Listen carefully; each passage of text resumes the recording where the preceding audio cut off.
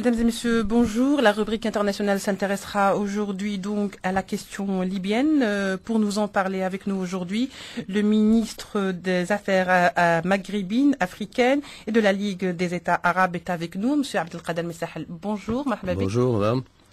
Alors, et avec nous aussi pour soutenir ce débat, Rabia, notre collègue de la rubrique internationale, Rabia Slimani. Rabia Slimani, bonjour. Bonjour, monsieur le ministre. Bonjour, Leïla.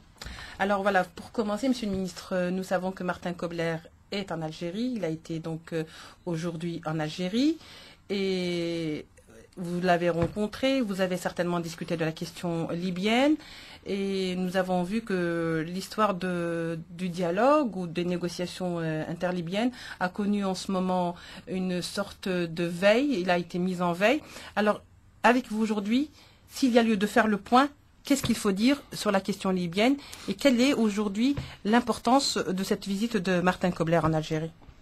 Eh bien, la visite de Martin Kobler, comme vous l'avez si bien dit, elle rentre dans le cadre un peu des consultations périodiques que nous avons avec non seulement le représentant spécial des Nations Unies pour la Libye, mais également avec d'autres partenaires. Elle a été précédée par la visite d'abord des premiers concernés, du président du Conseil présidentiel de la Libye, c'est Fayez Sarraj. Elle s'est suivie par la visite du Premier ministre tunisien, et la Tunisie, elle aussi, est un pays voisin de la Libye. Il est évident qu'avec la Tunisie, c'était l'occasion d'un échange d'informations, d'analyses. Aujourd'hui, c'est la visite de Kobler, et puis, comme vous l'avez signalé, nous aurons, d'ici 2 ou 3 jours, c'est-à-dire le 19 plus exactement, à Niamey, une réunion des pays voisins de la Libye. Oui, tout à fait. Bon, il est évident qu'un pays comme l'Algérie se préoccupe de la situation qui prévaut dans ce pays frère et voisin, pour des raisons évidentes. D'abord, nous sommes voisins directs. C'est un pays avec lequel nous partageons plus de 1001 km de frontières. C'est un pays avec lequel nous partageons beaucoup de l'histoire, la géographie, la proximité, la culture.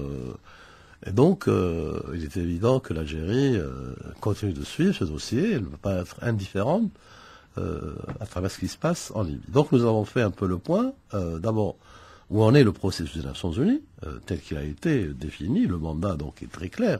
Le mandat du représentant spécial, c'est d'accompagner les Libyens dans la mise en œuvre de l'accord du 17 décembre. Et comme vous le savez, c'est un accord qui a été patiemment négocié avec toutes les parties libyennes, et Alger a pris une grande part dans ce processus de négociation, puisque Alger avait abrité plusieurs réunions de dialogue politique l'année dernière, qui ont abouti à la signature de l'accord du 17 décembre.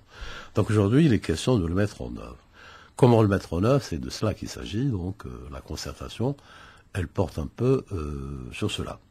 Elle porte également sur l'évaluation que nous faisons de la dernière conférence des pays, ce qu'on appelle les pays du processus de Rome. Nous sommes 17 pays. Donc on s'est déjà réunis une première fois à Rome, on s'est réunis une deuxième fois à Vienne. Et on s'est réunis en marge de l'Assemblée générale au mois de septembre de cette année à New York, où l'évaluation a été faite par tous les partenaires de la situation en Libye. Alors la mise en œuvre de l'accord du 17 décembre, c'est quoi? C'est la mise sur pied d'abord du Conseil présidentiel. Donc ce Conseil a été mis en place, il est composé de 9 personnes, il est présidé par Fayez Sarraj. Ce Conseil présidentiel a été validé, si vous voulez, par la Chambre des représentants lors de sa réunion du 25 janvier dernier, et il a été consacré comme unique représentant du peuple libyen par la résolution 2259 du Conseil de sécurité. Mais il est évident que la mise en place des institutions issues de l'accord tarde à venir. Donc c'est pourquoi qu'aujourd'hui, plus que jamais, la place au dialogue doit primer sur toutes sortes de sorties de crise. Donc il faut que le dialogue prenne sa place. Donc on a parlé un peu des prochaines étapes dans le dialogue national libyen. Oui. Mais allez-y, monsieur Messahel, vous voulez rajouter quelque chose? Parce que la visite de Kobler, il a quand même fait des déclarations où il disait qu'il prônait la solution des négociations, que seules les négociations étaient porteuses de solutions pour la crise libyenne, qu'il n'y a pas d'autre issue, à savoir l'issue militaire, comme on l'a entendu ici et là. Et l'Algérie a toujours justement prôné la solution des négociations et du dialogue. Alors, où est-ce qu'on en est? Qu'est-ce qui bloque réellement aujourd'hui dans la question libyenne? L'approche algérienne a été le départ, comme vous l'avez si bien souligné. D'ailleurs, tous nos partenaires qui viennent et le disent à Alger, et comme vous venez de le dire, M. Kobler l'a redit aujourd'hui, que notre approche, c'est l'approche, la solution politique. Elle est fondée sur un triptyque. Solution politique, dialogue et réconciliation nationale. C'est une position que nous avons défendue depuis le début de la crise, c'est-à-dire depuis 2012, l'Algérie s'est inscrite dans cette solution. Il n'y a pas de solution militaire, il n'y a pas autre alternative que dialogue et la réconciliation. Donc aujourd'hui, quand on voit le chemin qui a été parcouru, au moins il y a consensus au niveau des Libyens que la solution doit être cherchée par le dialogue. Et il y a aujourd'hui des réunions qui se tiennent un peu partout à l'est, à l'ouest de la Libye, entre certains partenaires qui prônent le dialogue. L'essentiel, c'est de fédérer un peu ces réunions et faire en sorte que le dialogue devienne véritablement un dialogue national. Le dialogue et la réconciliation, c'est quelque chose de primordial dans la sortie de crise, mais surtout, la solution à la crise libyenne est d'abord l'affaire des Libyens. Nous l'avons dit, nous l'avons répété, qu'il ne faut pas qu'il y ait d'interférence dans ce genre de dialogue ou d'interférence dans les affaires de la Libye. La Libye est un pays qui a une histoire. La Libye est un pays qui a des cadres. La Libye est un pays qui a un potentiel extraordinaire. La Libye a un potentiel, moi je peux en parler, je pratique ce pays depuis des années, ils ont des cadres de très haut niveau, donc c'est des gens qui sont capables de se prendre en charge et de s'approprier le processus de règlement. C'est à quoi l'Algérie a toujours plaidé en faveur de ce processus qui doit être un processus inclusif, un dialogue global qui englobe tous les Libyens autour de fondamentaux, qui sont des fondamentaux que nous avons toujours défendus et sur lesquels il y a consensus au niveau international. C'est la préservation de l'unité de la Libye, la préservation de sa souveraineté nationale, le respect de sa souveraineté et le respect de la cohésion de son peuple. Donc ce sont là un triptyque sur lequel se fonde la position algérienne, et je crois qu'il y a un chemin qui a été parcouru depuis le début. Ce n'était pas aussi évident. Absolument. Les gens prenaient l'intervention militaire, d'autres prenaient l'armement d'une partie contre l'autre. Mais aujourd'hui, tout le monde est en train d'évoluer vers ce qu'on appelle une convergence d'approche pour faire en sorte que la seule solution réside dans le dialogue, un dialogue exclusif entre Libyens, pas d'ingérence dans leurs affaires et pas d'interférence dans ce genre de dialogue. Monsieur le ministre, si vous permettez juste pour rajouter à ce que vous êtes en train de dire, je rappelle les propos tenus par Mohamed Tahar Siala qui accompagnait Faïs Sarraj, le chef du gouvernement d'Union nationale libyen il y a une dizaine de jours. Mohamed Tahar Siala qui a animé une conférence de presse et à laquelle j'ai assisté. Et il a insisté sur le fait qu'aujourd'hui donc le gouvernement de Faïs Sarraj dénonce toutes ces partis extérieurs qui tentent de faire pression donc sur certains partis en Libye. Et il a surtout insisté sur le fait que l'Algérie est parmi les voisins de la Libye le seul pays qui a toujours plaidé pour une solution libyenne qui doit être trouvée par les Libyens eux-mêmes. Ça, c'est une évidence. C'est d'abord notre parcours historique nous-mêmes, à travers notre histoire récente ou ancienne, si on remonte à la guerre de libération, aux années d'indépendance, à aujourd'hui. Nous, l'intervention dans les affaires des autres ou l'ingérence dans les affaires des autres est un phénomène que l'Algérien ne peut pas accepter, où on est capable, et on est capable de le faire, et je suis convaincu, je vous le dis, moi je connais bien, je pratique bien la Libye pour savoir qu'ils ont des capacités extraordinaires, pour peu qu'on les laisse tranquilles et qu'on les laisse travailler ensemble. Aujourd'hui, il y a des volontés, il y a des gens qui sont pour le dialogue, ils sont nombreux. D'abord, la population elle-même. La population, elle veut vivre en paix, comme tous les peuples du monde, en paix, en sérénité. Les gens ne veulent plus voir ce genre de situation se répéter. Il y a des destructions, il y a des morts, donc les gens aspirent à la paix. Et la paix ne peuvent être artisans de la paix que les enfants de ce pays, à condition bien sûr qu'il n'y ait pas d'ingérence. J'ajouterai que dans ce processus, nous, on a des contacts avec tout le monde. Hein. On a des contacts avec tout le monde. Bon, à l'exception, bien sûr, des groupes terroristes ou les grands trafiquants ou le crime organisé. Nous, on a des contacts avec tous les grands acteurs qui, aujourd'hui, disons, se disputent un peu entre guillemets, le nationalisme libyen. Chacun dit « je suis plus libyen que l'autre ». Mais je pense que il y a tout à être optimiste pour voir ce processus, pouvoir aboutir vers... parce qu'il ne faut pas oublier que nous allons vers une transition. Les accords du 17 décembre prévoient une transition de 12 à 24 mois. La transition, c'est quoi? La transition, c'est d'adopter une nouvelle constitution. La transition, c'est d'aller vers des élections. La transition, c'est un peu mettre de l'ordre dans la maison Libye. Et dans 24 mois, il y aura une nouvelle donne où s'il y a des gens qui prétendent au pouvoir, bon, les jeux démocratiques sont clairs, comme dans tous les pays du monde, où chacun peut se présenter des élections, et c'est au peuple libyen de trancher, de choisir celui qui va diriger sa destinée ou être à la tête des institutions libyennes.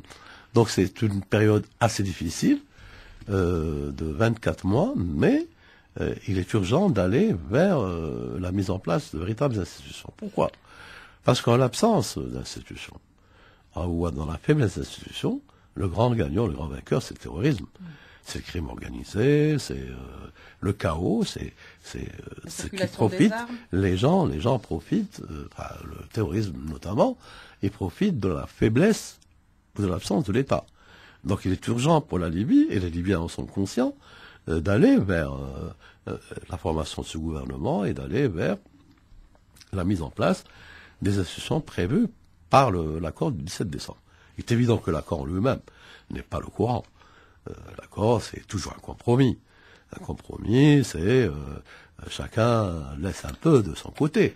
Mais l'accord, c'est pour gérer une période de transition de 12 mois, de 18 mois, 24 mois au maximum. Donc l'accord en lui-même c'est pas l'accord qui va définir ce que sera la Libye de demain. Ce qui va définir ce qu'est la Libye de demain, c'est cette nouvelle constitution qui est en négociation et ces institutions qui naîtront de cette constitution qui seront la Libye de demain. Mais l'accord pourra tracer ne serait-ce qu'un début de chemin et qui donnera donc la voie pour la trajectoire à venir certainement, Monsieur le Ministre. Monsieur le Ministre, si Rabia Slimani n'a pas d'autres questions, parce que je voudrais vous relancer sur un autre aspect. Justement, là, vous parliez donc de la période de transition et justement, les Libyens veulent que l'Algérie les accompagne pendant cette période de transition. L'Algérie qui a abrité, comme vous le disiez, donc un dialogue politique à la demande des parties libyennes. Je reviens encore une fois à la visite du chef du gouvernement d'Union nationale, Fayez Sarraj, lors de son déplacement à Alger il y a une dizaine de jours. Fayez Sarraj a sollicité donc, a évoqué donc la volonté des Libyens de profiter de l'expérience algérienne en matière de réconciliation nationale et de concorde civile. Pour lui, c'est une expérience que les Libyens aujourd'hui ont plus que jamais besoin de cette expérience et que c'est une expérience, comme il a dit, unique dans la région. Tout à fait. En fait, comme vous le savez, le président de la République a reçu M. Fayez Sarraj. M. Fayez Sarraj a eu une discussion également au cours de sa visite avec le Premier ministre, avec d'autres responsables algériens. Il est venu un peu, si vous voulez, s'inspirer de l'expérience algérienne, qui est une expérience unique en son genre. Elle est réussie, c'est une expérience, qu'on le veuille ou non, quoi qu'on dise. La politique de concorde civile et la politique de réconciliation nationale est une politique qui a porté ses fruits en Algérie. Donc, c'est un exemple. Chaque pays a sa propre trajectoire, chaque pays a sa propre histoire. Mais il n'y a pas de recette miracle ou standard, standard. Mais il est évident que l'approche algérienne est une approche qui est juste. À tel point aujourd'hui, comme vous savez, lors de la dernière réunion du Forum global de lutte contre le terrorisme, où j'avais présenté l'expérience algérienne en matière de déradicalisation. J'ai présenté également les résultats d'un grand atelier que nous avons fait sur la démocratie comme antidote au discours radical et à la lutte antiterroriste. Nous allons proposer un grand atelier au printemps prochain sur le rôle de la réconciliation nationale dans la lutte contre le discours radical, contre l'extrémisme et contre également le terrorisme. Parce que, en fait, la différence entre la démocratie et le discours radical, c'est que dans le discours radical, vous avez le domaine de l'exclusion et de l'exclusif, c'est-à-dire l'exclusion. Je vous exclus si vous faites pas, vous appliquez à mon discours. Et l'exclusif, c'est que mon discours qui passe. La démocratie, c'est des espaces qui s'ouvrent. Donc nous allons faire un atelier international sur la réconciliation. Et pour revenir un peu à la Libye, il est évident, la demande de nos frères libyens, nous allons les accompagner par ne serait-ce que ce que nous avons comme arsenal juridique qui a été mis en place depuis la Rahma, en passant par la concorde civile, que par la réconciliation nationale et tous les textes d'application qui sont venus après. Et puis en fait, elle a aussi l'expérience algérienne en termes de la participation citoyenne, donc à tout processus de réconciliation, qui est une expérience assez unique aussi en son genre, puisque ça a permis aux Algériens de se réconcilier avec eux-mêmes et se réconcilier les uns les autres, même parfois dans les mêmes familles, dans un même village, dans un même...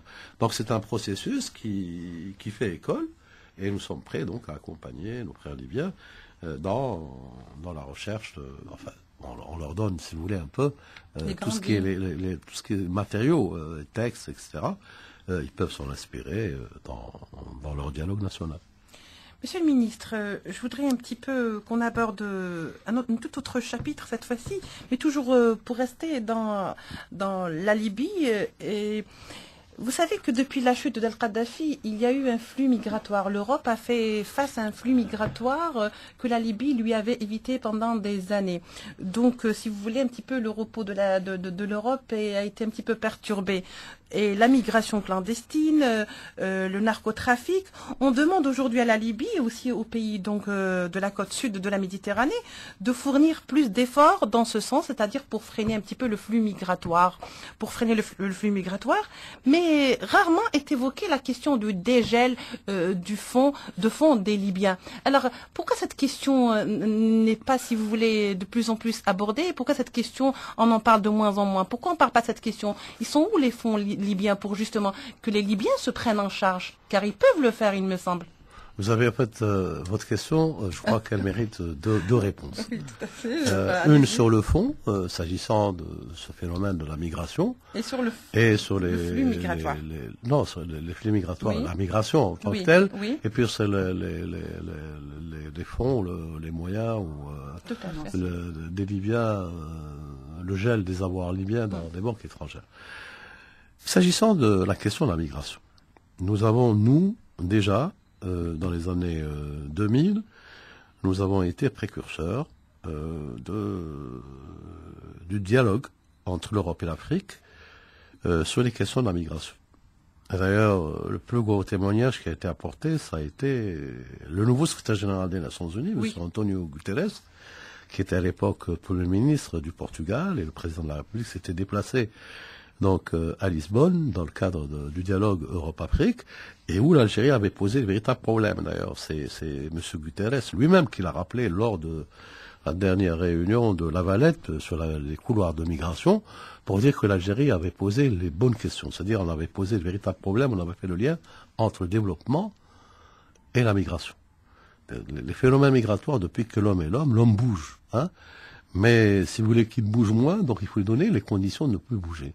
Donc nous, on avait posé le problème, si vous voulez, où on avait dit que le meilleur moyen de maintenir les gens chez eux, c'est essayer de développer des capacités de développement, en fait. Investir dans le développement. Mais ce qu'on oublie aujourd'hui, et puis généralement, il faut faire très attention dans la manipulation de ce genre de thématiques. Aujourd'hui, l'Europe, vous savez, reçoit même pas le 1% ou le 2% de la migration interne au continent africain. C'est des millions, c'est plus de 20 millions d'Africains qui tournent au niveau de l'Afrique. Il n'y a qu'à voir les rues d'Alger ou les rues d'Algérie pour savoir que la migration à l'intérieur du continent africain est 100 fois plus importante que les passages vers l'Europe. Bon, c'est les images que nous renvoient un peu les médias européens sur le... donc, ce problème, nous l'avons encore une fois reposé au niveau de la Valette. Le discours de l'Algérie qui a été porté par le Premier ministre à cette occasion, c'était de reprendre un peu la thématique, le développement, migration, lui ajouter la dimension sécuritaire. Parce qu'aujourd'hui, entre la réunion de Lisbonne d'il y a plus de 10 ans et aujourd'hui, il y a l'élément terrorisme et l'élément insécurité qui est venu se greffer. Donc c'est ce genre de questions sur lesquelles nous devons tous réfléchir ensemble. Mais le point ne doit pas revenir à un seul pays. Maintenant, vous revenez au fond où les avoirs libyens placés dans des banques étrangères, il est tout à fait normal qu'il faut qu'il y ait des gels. On ne peut pas nous dire aujourd'hui que les Libyens ont 40 milliards de dollars pour tenir le coup jusqu'à mars, et après mars, il n'y aura plus rien. Donc alors qu'ils ont des milliards de dollars dans des banques, je pense que le Conseil de sécurité des Nations Unies doit prendre des mesures pour les lever. Donc, d'autant qu'il y a aujourd'hui une reconnaissance que le gouvernement, plutôt le Conseil présidentiel, est reconnu. Donc il y a un interlocuteur unique, il y a une seule banque, il y a une seule compagnie pétrolière. Donc aujourd'hui, les institutions, si vous voulez, retrouvent un peu de leur unité. Oui. Et il est temps donc, que ces avoirs soient dégelés. Oui. Monsieur le ministre, si vous permettez, une dernière question concernant donc cette rencontre qui aura lieu la semaine prochaine à Niamey, au Niger, la rencontre des pays voisins de la Libye, les pays voisins de la Libye qui subissent donc les conséquences de ce chaos qui règne en Libye depuis l'intervention de l'OTAN en 2011. Ces conséquences sont donc le terrorisme et surtout la migration clandestine. Un mot sur cette rencontre de Niamey. Vous savez, ces rencontres sont extrêmement importantes. Et je vous renvoie à la réunion d'Alger du 7 décembre 2015. La réunion d'Alger du 7 décembre 2015, on est sorti avec une feuille de route pour dire quel est, de notre point de vue, en tant que pays voisin, le meilleur moyen d'arriver à une solution. Qu'est-ce qu'elle avait dit, cette feuille de route? Qu'est-ce qu'elle avait dit, le communiqué d'Alger du 7 décembre 2015? Il disait trois choses. Il disait trois choses. Il disait, un, la solution politique. Il disait un gouvernement de large union nationale. Il disait que Tripoli doit être la capitale. Tripoli, voilà, l'installation du gouvernement à Tripoli. Donc, on a retrouvé pratiquement ces éléments, ces fondamentaux, on les a retrouvés dans la déclaration du 17 décembre de Rome, et on les a retrouvés par la suite dans la 2259, la raison du Conseil de sécurité, on les a retrouvés dans le communiqué de Vienne, on les a retrouvés dans la dernière communiqué des 17 à New York. Donc l'approche des pays voisins est une approche qui a fait la route, elle a fait donc un bon parcours, et ce parcours est parti d'Alger. Donc la réunion du 19 décembre, elle aussi, va prendre en charge, si vous voulez, un peu, on va faire une évaluation, ce qui se passe, quelles sont les retombées de cette crise qui perdure sur notre propre sécurité en tant que pays voisin, mais également donc sur le développement de certains pays qui sont contrariés du fait même de cette crise qui a trop longtemps duré. Donc ce sera une réunion d'évaluation. Puisque vous serez là du voyage, on reviendra sur le thème une fois à Niamey. Merci, Monsieur le Ministre. Monsieur le Ministre, donc notre émission tire à sa fin. Je vous laisse quand même le dernier mot. Si vous voulez rajouter quelque chose sur la question libyenne, s'il y a un scoop à nous donner, ça sera le bienvenu. On ne dira pas non. Enfin, il y a pas de scoop. Je dois dire simplement que c'est un dossier qui est très suivi au plus haut niveau par le président de la République d'une manière quasi quotidienne, que c'est une question qui nous préoccupe, la stabilité de la Libye et la stabilité de tous les pays voisins, que nous y travaillons. Je dois dire que sur cette question, il y a une convergence entre les pays voisins. Nous travaillons parce qu'il faut que la voix des pays voisins soit entendue, et il faut surtout que la voix des Libyens soit entendue. Donc dans le travail que nous faisons, indépendamment de nos rapports avec nos voisins, avec tous nos partenaires, que ce soit les Américains, ou les Russes, ou les Britanniques, ou les Français, ou les autres, ou les pays arabes, donc nous souhaitons, nous travaillons à ce qu'il y ait une convergence et qu'il y ait un seul agenda pour tout le monde. C'est-à-dire que nous travaillons dans la convergence des points de vue, et le rapprochement des points de vue, pour permettre à ce pays de sortir de sa crise Et la sortie de crise profitera à tout le monde. D'abord, elle profitera au peuple libyen, c'est certain, qui retrouve la paix. C'est un pays de 6 millions d'habitants. Bon, il y a de la place pour tout le monde. S'il s'agit de faire du commerce ou faire de l'économie, c'est un pays à construire. Et donc, plus le pays est sûr, et plus les pays voisins sont sécurisés, que ce soit l'Algérie ou l'Égypte ou le Tchad ou le Niger ou la Tunisie. Donc, voilà. Merci beaucoup, Monsieur le ministre Abdelrahman Al-Messaha. Je rappelle que vous êtes ministre des Affaires maghrébines, africaines et de la Ligue des États arabes. Mesdames et messieurs, merci de nous avoir prêté attention. Merci aussi à vous, Monsieur le ministre, d'avoir répondu à nos questions. Merci. Le plaisir, pour moi, il fait toujours un plaisir partagé de me retrouver dans ces studios. Merci. Et dans cette bonne ambiance. Merci. Avec de bons professionnels. Merci aussi. Allez, merci.